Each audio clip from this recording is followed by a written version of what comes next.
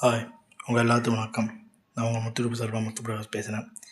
இடதுசாரிகள் நேற்று என்ன சொல்லியிருக்காங்கன்னா, நாங்கள் திமுக கூட்டணி இப்போது இல்லை, உறுதியாக சொல்ல முடியாதுன்னு சொல்லியிருக்காங்க. வெளியே இருக்கிறோம்.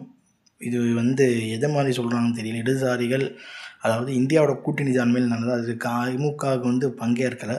ஸோ அதனால் இடதுசாரிகளும் திமுக கூட்டணி இப்போ வெளியேறி இருக்குன்னு சொல்லியிருக்காங்க. ஸோ இதை நம்ம எப்படி பார்க்கணுன்னு தெரியல. ஸோ சுயநலவாதியாக ஒரு சிலர் இப்போ சொல்கிறாங்க திமுகவினர். ஏன்னா அரசியலில் நிரந்தர நண்பனும் கிடையாது, நிரந்தர எதிரும் கிடையாதும்பாங்க. ஸோ அதுவாக தான் இப்போ போயிட்டுருக்குது. ஏன்னா இப்போது தமிழ்நாடு அரசியல் ஒரு விசித்திரமான ஒரு இதை நோக்கி போயிட்டுருக்குது. ஏன்னா திமுக இப்போ ஸ்டேட்லையும் பவர் இல்லை, சென்ட்ரலையும் பவர் இல்லை.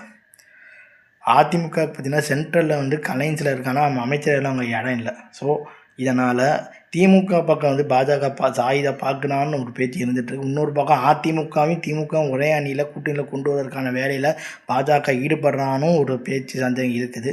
ஸோ இது நடக்க வாய்ப்பில்லை. ஆனால் அரசியல் நிரந்தர எதிலும் கிடையாது, நிரந்தர நண்பனும் கிடையாதுன்ற ஃபார்முலாவை நம்ம எப்பவும் மறக்கக்கூடாது. அதாவது பீகாரில் ஒரு காலத்தில் ஐக்கிய ஜனதா தளமும் ராஷ்ட்ரிய ஜனதா தளமும் அடிச்சுக்கிட்டு இருந்தாங்க. ஆனால் அப்பேற்பட்டவங்களும் 2 பேர் கூட்டணி சேரலையா, அப்படிப்பட்ட அதனால தான் நான் சொல்கிறேன். ஸோ இப்போ இந்தியா கூட்டணி மீட்டிங் அவங்க வராதனால நடந்த இந்த சம்பவத்தால் இப்படி இந்திய கம்யூனிஸ்ட்டுகள் வெளியேறாங்க திமுக கூட்டணியிலேருந்து. ஸோ இந்தியா கூட்டணி உருவாக்க ஒரு ஆணித்தனம் கிட்டதே திமுகன்ட்டு திமுகவினர் சொல்கிறாங்க. ஆனால் அவங்களுடைய அந்த பேச்சுக்கள் இப்போ காங்கிரஸ் என்ன துரோகத்தால் அடிமட்ட தொண்டர்கள் கோவக்கணையில் இருக்காங்க காங்கிரஸுக்கு எதிராக. ஸோ இதனால் என்னென்ன நடக்க போகுதுன்னு தெரியல. விஜய் அவர்களுடைய அந்த அரசியல் நகர்வுன்றது நாளுக்கு நாள் பார்த்தோன்னா சட்ட ஒழுங்கு மோசமாக போயிட்டுருக்குன்னு எதிர்கட்சிகள் குறை சொல்லிகிட்டு இருக்கு. இப்போ திமுகவும் விஜய் அவர்களை எதிர்க்க அளவுக்கு போயிட்டுருக்கு இப்போ தமிழ்நாடு அரசியல். ஸோ அரசியல் எதிரிக்கு எதிரி நண்பன்ற அந்த ஒரு ஃபார்முலாவும் தமிழ்நாட்டு அரசியலில் ஒரு விசித்திரமான ஒரு இதை கொண்டு போகுது. ஸோ என்னென்ன நடக்க தமிழ்நாடுன்னு நமக்கு சரியாக தெரியல. இப்போ இந்தியா கூட்டணியில் திமுக வெளியேறி பாஜகவோட என்டிஏக்கு போவதற்கான வேலையை சில பேர் பண்ணிகிட்ருக்கிற மாதிரி தெரியல. திமுக அதிமுக அந்த கூட்டணி கொண்டு வரதுக்கான வேலையில் ஈடுபடுறாங்க மாதிரியும் பேசுது. திமுக அதிமுக ஒன்று இணைந்து தாவேக்காவை எதிராக ஒரு கூட்டணி அமைச்சு போட்டியிடலாம் வரும் தேர்தலின் ஆதவர்ஜின்னு சொன்னது ஒரு மிகப்பெரிய ஒரு கேள்விக்குறியாகவும் ஆச்சரியக்குறியாகவும் இருக்குது. ஸோ நம்ம என்னென்ன அரசியலில் இனி வரக்கூடிய காலம் வரப்போகுதுன்றதை நம்ம தமிழ்நாடு அரசியல் ஒரு திராவிட கட்சிகள் 2 மாறி போய் இப்போ புதுசாக வந்திருக்கு இந்த 60 ஆண்டுகால அரசியலுக்கு அப்புறம் என்ன மாற்றத்தை நம்ம பார்க்க போகிறோம் நமக்கு தெரியல.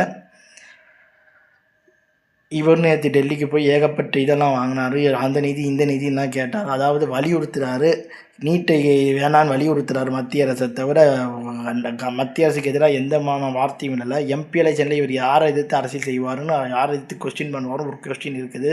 ஸோ தமிழ்நாடு அரசியல் பல திருப்பங்களோடு போயிட்டுருக்குது. முதலமைச்சர் விஜய் அவர்கள் என்னென்ன இதை செய்ய போகிறார், அவருடைய அந்த சிங்கப்பெண்கள் இது இருக்குது. அது நேற்று ஏதோ ஒரு கேஸ் ஃபைல் ஆகிருக்குதான். இது மாதிரியான பல நோக்கி போயிட்டுருக்குது. இவரின் விசித்திரமான அரசியல் தமிழ்நாடு அரசியலில் என்ன மாற்றத்தை ஏற்படுத்த போகுதுன்ற நம்ம பொறுமையாக பார்த்தான்னு சொல்லி என் வீடியோ முடிச்சுக்கிறேன். உங்கள் முத்துப்பிரகாஷ். பாய்.